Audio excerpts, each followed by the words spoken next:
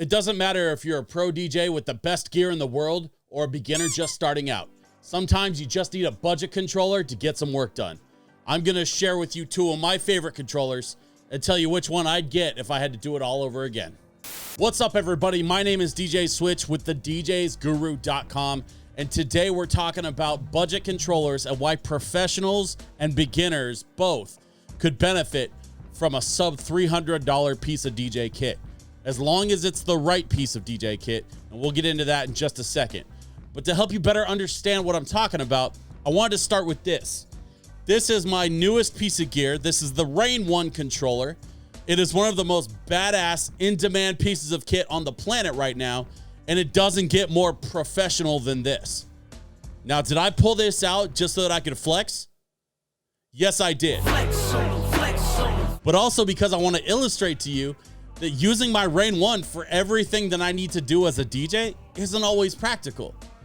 See, with COVID and everything else going on right now, I'm still playing gigs, which means more often than not, that controller's in the road case, and that road case is either in my garage, staged and ready to go for a loadout, or it's in my car, either on the way to or from a gig.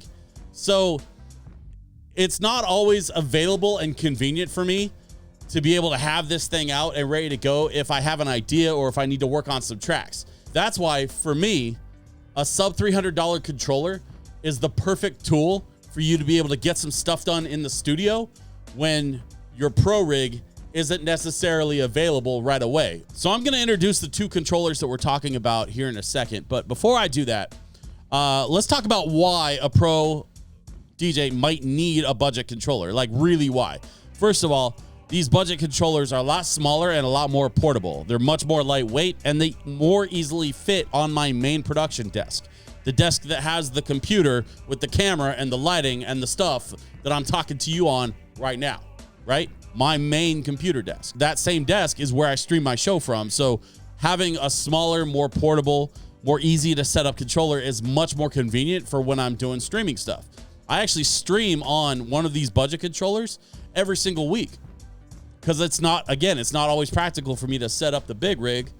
My turntables or my Rain 1, they're not always available readily for me to be able to do a streaming show. So that's why I keep one of my budget controllers around, just so that it's a lot easier for me to set up, run a show, and I don't have to worry about dipping into my pro gear for when I'm doing my pro gigs. Another reason it's great to have is that any pro DJ will tell you that anything can go wrong with any piece of gear at any time.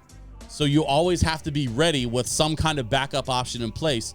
And if you get the right pro controller, it can make an excellent backup option for if something happens to your main rig and you need to default to something else to get the gig done. I've played a whole club night on an $80 Numark 2 Go 2. I'm telling y'all, this equipment is powerful in the right hands. If you're comfortable with it, you know how to use it, and sometimes you just need that backup. And then the last reason I wanted to touch on before I get into the two controllers we're talking about today is that sometimes it just doesn't make sense for you to have all that stuff set up in your office if you just wanted to like set cue points, or you just wanted to hear what a mix sounds like transitioning from one to the other. Having a really basic controller that unlocks the full potential and power of something like Serato DJ Pro will make it so much easier to get work done so that you can prep your tracks and you can be ready for the gig. Now, y'all should know that this is not going to be a full review of either of these controllers that I'm talking about today. If y'all want to see a full review, go ahead and leave a comment below and let us know, and we'll look into doing a more complete review of one or both of these controllers that we're talking about. But today, we're going to focus on a specific set of features for each controller, and we're going to talk about the pros and cons. And then at the end of the video, I'm going to let you all know, of the two, which one I would get if I were to go back and I only had, that much money to buy one controller. Which one controller would I choose and why? So y'all get settled in and get comfortable, because I'm going to touch on all of that in today's video. So today we're going to be talking about the Pioneer DDJ-SB3, and we're going to be talking about the Numark Mixtrack Platinum FX. We're going to talk about all the things that they have in common first, and then we're going to get into each controller and talk about the individual benefits of both. Starting with what they both have in common, they're both compatible with Serato DJ Lite and DJ Pro, and they both have 2 channels, but they can support up to 4 decks.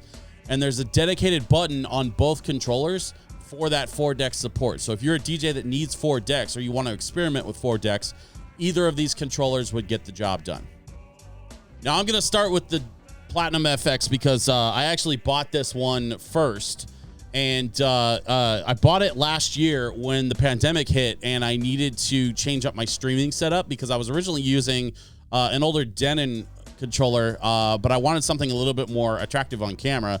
And the screens in the middle of the jog wheels are the biggest reason why I wanted to pick up the Platinum FX. I thought it would look really dope on camera, and it does.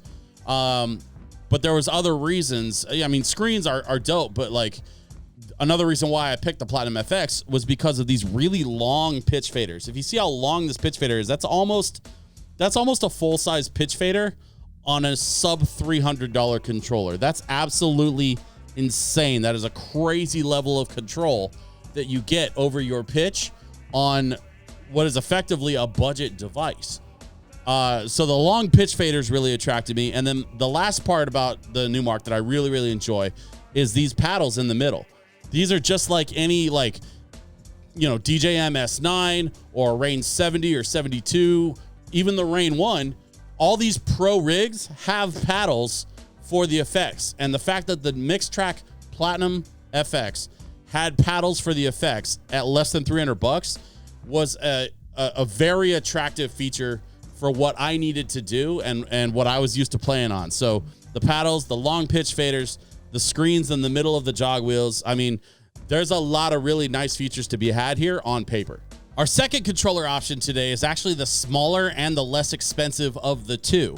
The Pioneer DDJ-SB3 comes in at $249 US versus $279 US for the Numark. This Pioneer comes in different colors, and that's pretty much it. The Mixtrak has a better effects section. It has longer pitch faders. It has bigger jog wheels.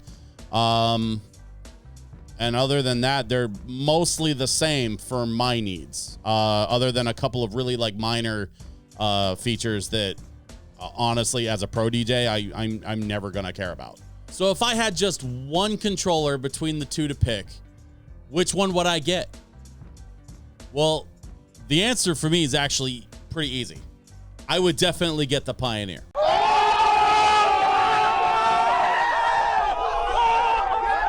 And there's a very specific reason why. You see, every time I plug in the Numark to my streaming rig, I get this really high-pitched whine. It's subtle, but it's there. And I have to be very careful about how I set my levels because I've actually had people in my stream that have mentioned to me before, like in between tracks or if there's a quiet part of a track where they say they can hear it on the stream.